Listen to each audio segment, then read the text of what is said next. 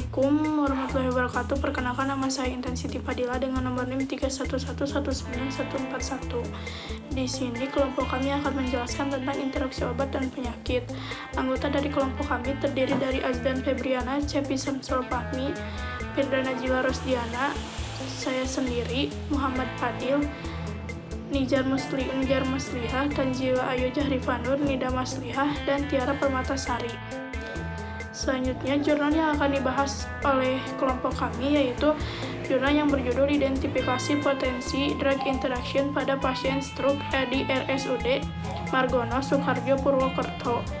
Jurnal ini ditulis oleh Iwan Yudakusuma dan Desi Nawangsari dan diterbitkan pada tahun 2020. Pada jurnal ini, yang akan kelompok kami bahas yaitu penyakit stroke, interaksi obat, metode, hasil dan pembahasan interaksi yang terjadi.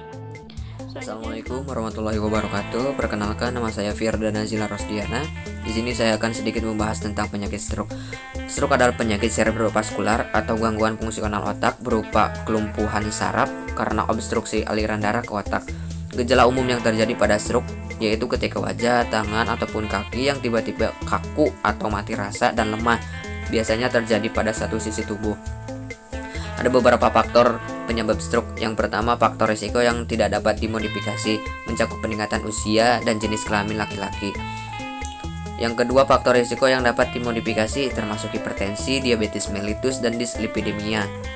Yang ketiga, jumlah obat yang digunakan. Penggunaan banyak obat berisiko untuk menyebabkan interaksi antara obat dan penyakit stroke.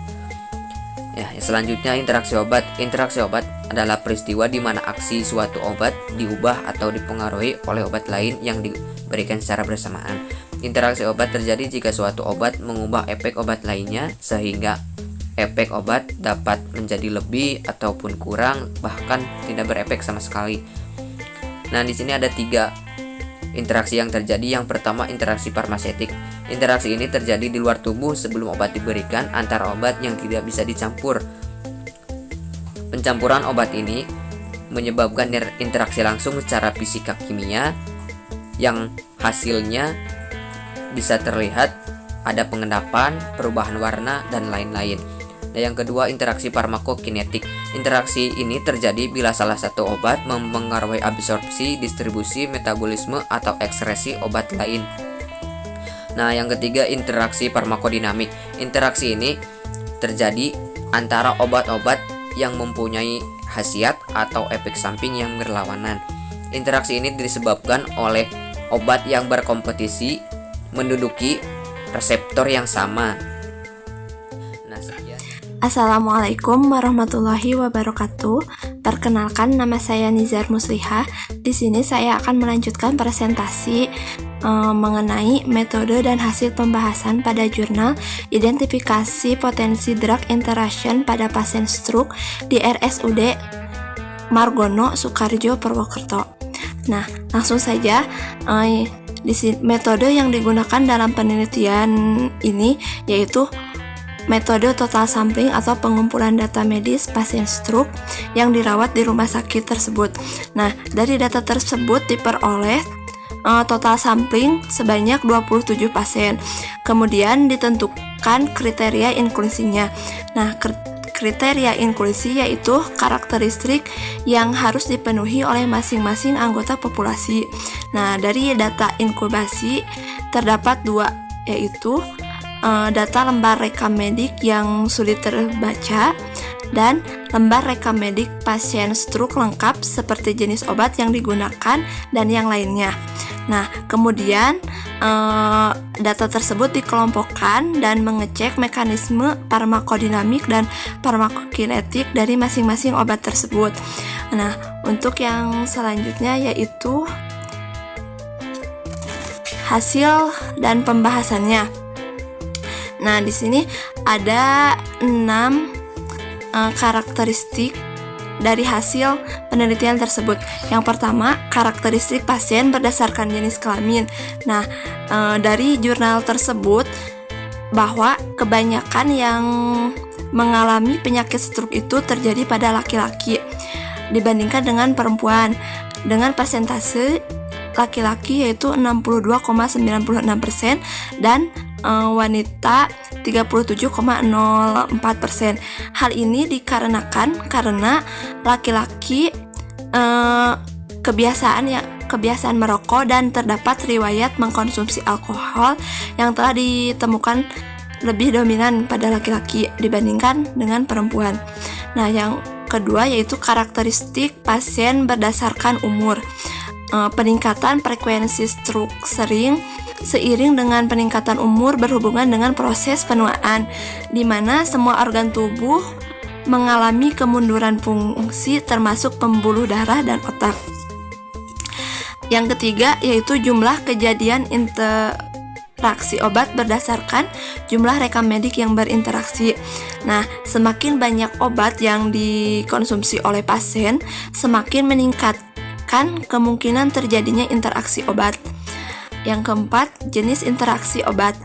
Dari data jurnal, yaitu pada tabel keempat, menunjukkan hasil 57 interaksi obat yang sudah teridentifikasi.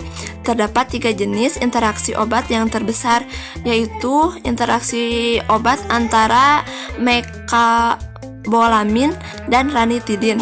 Sebanyak 6 kejadian interaksi obat. Salah satu terapi yang digunakan untuk penderita stroke adalah antiplatelet. Antiplatelet yaitu obat yang menghambat agregasi trombosit sehingga dapat menghambat pembentukan trombus pada sistem arteri. Nah, untuk yang keempat yaitu kategori interaksi berdasarkan tingkat keparahan. Dari tingkat keparahan dapat disimpulkan bahwa penggunaan kombinasi obat pada pasien stroke rawat inap di RSUD Margono Soekarjo perlu diperhatikan lagi karena tingkat keparahan ini terjadi secara moderat, yaitu mengindikasikan bahwa obat tersebut berpotensial membahayakan pasien dan beberapa jenis intervensi atau monitoring harus dilakukan. Nah, untuk yang terakhir yaitu kategori interaksi berdasarkan mekanisme interaksi.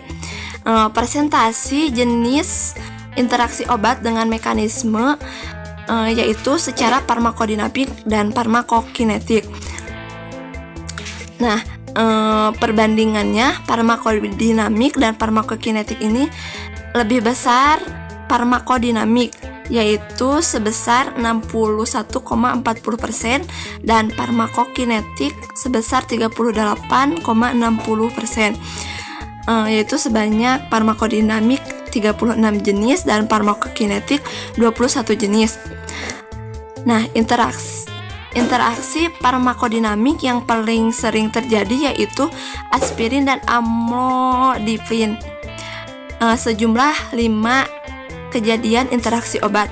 Nah, aspirin dan amlodipin ini jika dikonsumsi secara bersamaan dapat menurunkan efek antihipertensi dari beberapa penghambat saluran kalsium.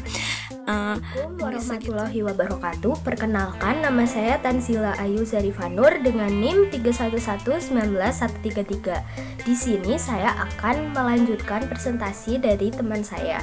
Di sini saya akan mempresentasikan tentang pembahasan interaksi yang terjadi.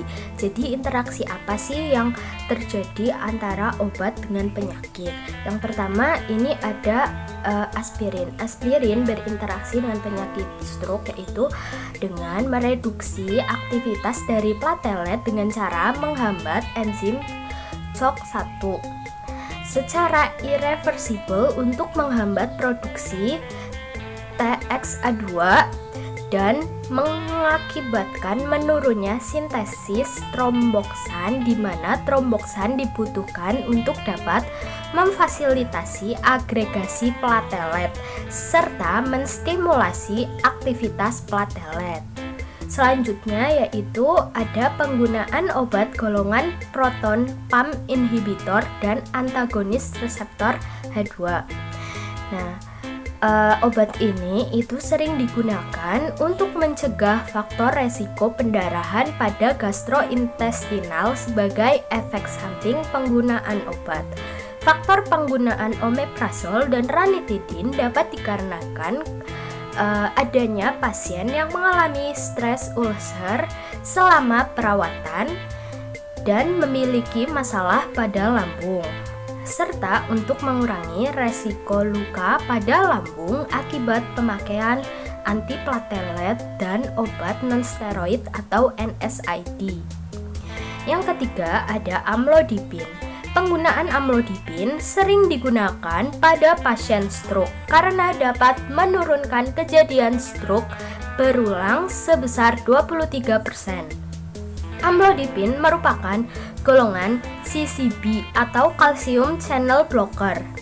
Obat antihipertensi dari golongan CCB atau calcium channel blocker selain untuk menurunkan tekanan darah juga berguna untuk mencegah stroke tipe atriotrombotik pada arteri besar di otak.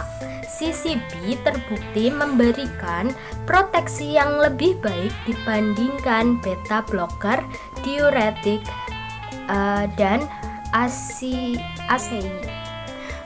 Selanjutnya yang keempat yaitu ada penggunaan aspirin dan amlodipin. Penggunaan aspirin dan amlodipin secara bersamaan ini menurunkan efek antihipertensi dari beberapa penghambat saluran kalsium. Mekanismenya itu terkait dengan perubahan tonus pembuluh darah yang tergantung pada protasiklin dan protanoid vasodilator lainnya. Ketika obat aspirin ditambahkan ke regimen pasien yang sudah menggunakan amlodipin, menyebabkan peningkatan tekanan darah. Interaksi aspirin dan amlodipin menyebabkan peningkatan tekanan darah melalui interaksi farmakodinamik sehingga menurunkan efektivitas amlodipin sebagai obat antihipertensi golongan CA, calcium channel blocker. Ya, terus yang terakhir ada nootropik dan neutropik. Nootropik dan neutropik merupakan golongan obat yang memiliki fungsi sebagai pemicu kerja otak serta dapat membantu memperbaiki fungsi otak akibat penurunan kesadaran. Mecobalamin adalah obat yang sering digunakan pada golongan ini.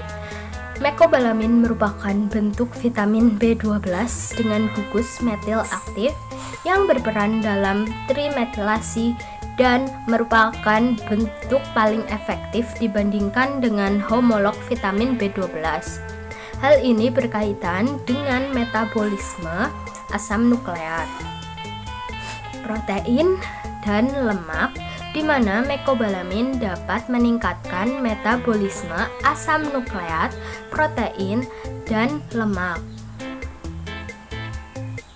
Selanjutnya daftar pustakanya yaitu merupakan jurnal yang ditulis oleh Kusuma dengan judul Identifikasi Potensi Drug Interaction pada Pasien Stroke di RSUD Margono Soekarjo Purwokerto dari jurnal Pharmacoscript volume 3 halaman 54-66. Demikian presentasi dari kelompok kami. Jika kurang jelas atau ada yang salah, kami mohon maaf sebesar-besarnya karena kesempurnaan hanya milik Allah. Saya mengucapkan terima kasih atas perhatiannya. Assalamualaikum warahmatullahi wabarakatuh.